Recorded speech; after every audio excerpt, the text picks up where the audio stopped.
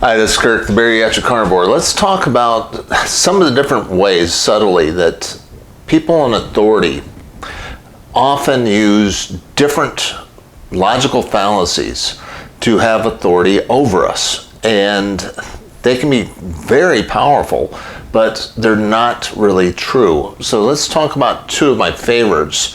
And this can apply to not only medical doctors, but also hospitals, hospital chains, big pharma, big food, government, etc. And once you understand these two logical fallacies, you'll start to see them come at you more often than you have in the past. And when you see them, you can start to reject them.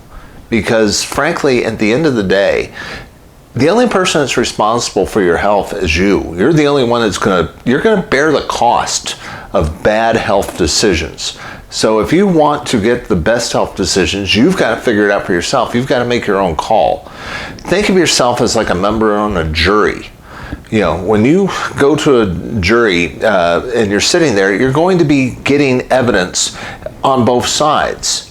And ultimately, at the end of the day, you've got to evaluate that evidence and you've got to figure it out. And some people you're going to listen to, other people you won't. You're going to discount one expert, accept another one. And that process is the same type of thing that you need to do when it comes to applying evidence, when it comes to healthcare stuff. Because frankly, you know, you're all alone in this. I mean, frankly, you're it. Nobody is looking after your health. They all have their own agendas, and your health is not one of them. So you got to figure this out for yourself. So let's talk about two of my favorite fallacies. One of them is the appeal to authority. This is used all the dang time. I mean, from Fauci claiming that he's the science to all these different influencers on the internet, your doctor, etc. You know, any doctor's got a sign up on their wall that says, hey, you know, your Google search does not equal my MD degree. Okay, that's technically true, but at another level, it's like, up yours. I ain't seeing you. You don't know, you know, if you cannot learn from your patients, you shouldn't be a doctor. Doctors are teachers by definition. And part of being a good teacher is learning from your students. And if you can't learn from your students, you shouldn't be a doctor. Period. So I don't put up with those idiots. But a lot of doctors will use the appeal to authority argument to try to convince you to take a certain drug, to have a certain procedure. And frankly, what the problem with the appeal to authority argument is that it's not evidence. When you really look at it, all they're doing is claiming that there's a source out there that has this opinion or has made this statement, and therefore you need to follow it. Well, what evidence did they have to come to that conclusion? And frankly, you need to evaluate experts, quote unquote, to see what type of biases they have. You know, look, there's a lot of experts out there that are Hindus, and therefore they don't eat beef. That's a sacred thing for them. Seventh-day Adventists, they're pushing a diet heavy in vegetables to control lust. There are people that are ethical vegans that just don't think it's right to kill little furry critters. And they're going to couch their bias and their love of animals in such a way that telling you how to eat, even though they do have a bias that they're maybe not expressing. And then the biggest bias of all, money. Money is a significant bias. You know, a lot of science, you know, we have a lot of the best science that money can buy that's being masqueraded as experts. There's a really horrific example of that where the head of the Harvard School of Public Health, one of the first ones, was bought off by Big Sugar. And his job, he was paid, you know, the equivalent of $80,000, $90,000 in today's money. He was paid off to demonize saturated fat, not sugar, as the cause of heart attacks. And he would have probably gotten away with it too, except some guys found the evidence. They found the smoking gun that showed, you know, that had all the correspondence at the University of San Francisco. Quite a scandal. may not have heard about it, but that's what happens. And it can happen. And there's regulatory capture that has happened with the FDA, and then there's the influence of big pharma. I mean, keep in mind, statin drugs are $1 trillion drug. Since they've been unleashed on the market, they've sold $1 trillion worth of statins. That is more than the GDPs of a lot of countries. And as a result, we're getting a lot of biased information. The media is co-opted by big pharma, who buys nearly 50% of the ads on news shows, and as a result, news isn't unbiased anymore, etc. So, these biases of the experts is something you've got to look at. But there's other expert problems too, because when you Google certain subjects that you're talking about, you're going to find out that there's experts on both sides. And they've got competing different problems. Some experts come from a clinical basis, so they're meeting with real patients and their opinion is based on their clinical experience. That can be fantastic advice, but remember that because of their particular practice, they may have inherent biases that you may not be aware of. Do they only treat old people? Do they only treat rich people? Do they take insurance? Are they getting a wide variety of clients? Are they getting people like you? These are all different biases that can pop in. And then there's some doctors that don't have any clinical experience. All their stuff is coming from the labs. That is often really good information, but it's not necessarily because of their expert opinion, doesn't mean it really works in the real world.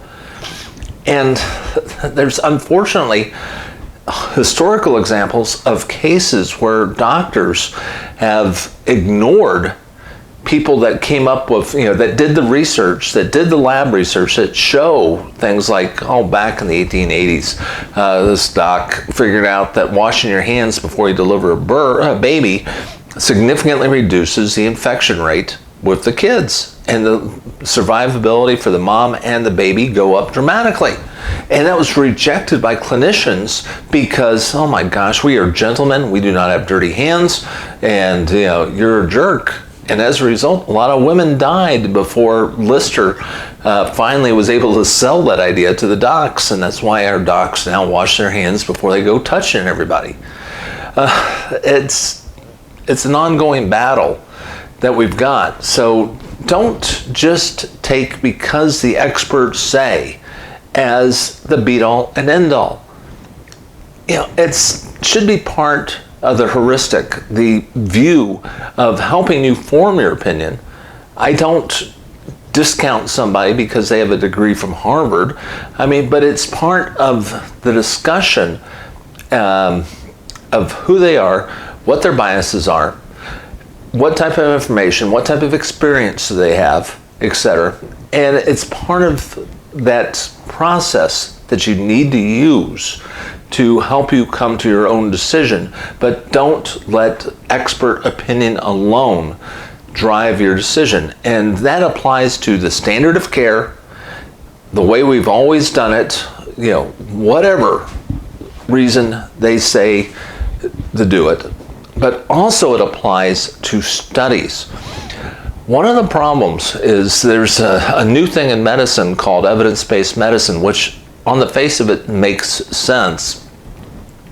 The idea was that too much of medicine was based on clinical experience, and doctors needed to start using the evidence that was being generated by random controlled trials, RCTs, more effectively in the clinical practice, and trying to create algorithms to help physicians make better decisions quickly, and removing some of the biases that often affect doctors. And it was a good idea. The problem is it created this over-reliance on RCTs and expert opinion. And it's gone to some ridiculous extremes. There's a lot of problems with some of the RCTs that are out there. There's one study that I was just reading about with a drug, and the way the study was set up was there's a 2-week washout period where people got the medications for 2 weeks before they officially began the study. And what happened is the people that had the worst side effects, the nausea, vomiting, diarrhea, and stuff like that, left the study. They didn't even they never officially became part of the study because they washed out in the first 2 weeks and they quit. And as a result, it's diminished the side effect profile because the people that had bad reactions quit the study. Their side effects were never reported, and that can bias some of the studies too. So having just a randomized control trial isn't necessarily the be-all and end-all. And unfortunately, most of the randomized controlled trials, like for vaccines, you got to look at what the placebo was. And our vaccines are never tested against placebo. They're tested against other vaccines. And there's a lot of different drugs that are being tested not against a placebo, but by something that's similar to what is being utilized in the market. So they're comparing, here's the current drug, let's compare it to this new drug. But nobody is really testing whether that works as well as a natural remedy. The only time I've ever seen somebody did a study where they went Claritin versus ginger to see which one worked better on seasonal allergies. And strangely enough, ginger won. Ginger beat Claritin, which is surprising that it got published, but more surprising that it got done, because nobody does that. Hardly anybody looks at, and you're not quite sure what the group was that was being utilized in the trial. I mean, we have a tendency to bias way heavy on men. So female cycles are never taken into account on a lot of these RCTs. What's the minority population, etc., that's been built into this thing? Yeah, there's a lot of different biases that can happen. So, and it's kind of like when you watch the news, when you watch a government official say, hey, economists say we right now have the best economy of all time. And you're looking at all the store closings on your block going, this is not jiving with my reality. So never discount your reality, how you're seeing things, what other people are saying, the clinical experience of your doctor versus studies. All these things all have to be weighed together. So don't buy into the appeal to authority as the only reason why you need to take this drug, you need to do this treatment. You have the right to be the juror, to realize and weigh the evidence and decide whether you're going to buy this guy's argument or not. But don't discount experts either. I mean, that's the other side of that problem, where we say, well, he's just a guy, who's got this degree and I don't trust him. Okay, just stopwatches are right twice a day. One of the advantages I have, because I'm not a doctor, I work in politics, I am a end user of a lot of this stuff. I can't utilize expert power as a tool of persuasion. I really do have to try to explain my rationale. And as a result, I think that gives me a little bit more believability in some ways. I don't have the degree, but I can show you the studies, and I can show you the arguments, and I can show you the people that I think are making those points. So, my position is almost the opposite of expert power. I don't have it, but I do try to be persuasive with the other side. Now, closely related to expert opinion is the other argument, which is the shifting of burden of proof. And the way this kind of works is somebody, you make a claim on your diet that the carnivore diet is what I'm doing, and the doctor goes, well, you have to show me that this carnivore diet is safe and effective for the long haul. Well, there's no studies on that. Matter of fact, there will never be a study that will show that one diet is superior to another, because in order to do that, you have to unethically imprison people for their entire life and feed them one particular diet, and you have to have another group of people who are being fed another type of diet. And you're going to have to compare large groups of people over time eating each of them eating their own particular diet and trying to figure out what works and what doesn't. And that's unethical. That's can never be done. So there will never be that study. So don't take the burden of having somebody put a burden of proof on you for something that is impossible to be able to prove or disprove. And the person that came up with it, it's called Russell's teapot. And what this philosopher did was he said, hey, imagine that there's this teapot that is in orbit around the sun between Mars and Earth. And he says it's out there, but it's so small we can't see it. And it's really difficult to see up against the sun. And you tell him, hey, wait a second, big claim, you better be able to prove it. And he reverses that and says, no, you need to prove that it doesn't exist. You can't. You can't prove that it doesn't exist. You don't have the ability to. Nobody does. You can't really prove a negative. And doctors often do that type of stuff to us, particularly when it comes to more natural ways of fixing something versus a drug.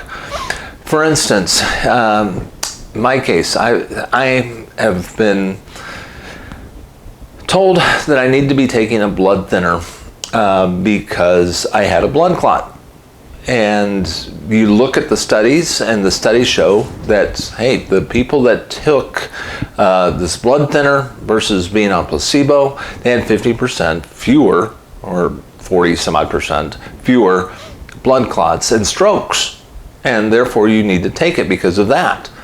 Well, that's true, but when you dig a little bit deeper into the study, you realize, okay, that was done over 10,000 people, 5,000 in the control, getting the placebo, 5,000 getting the drug, but there weren't all that many strokes over the 10-year period.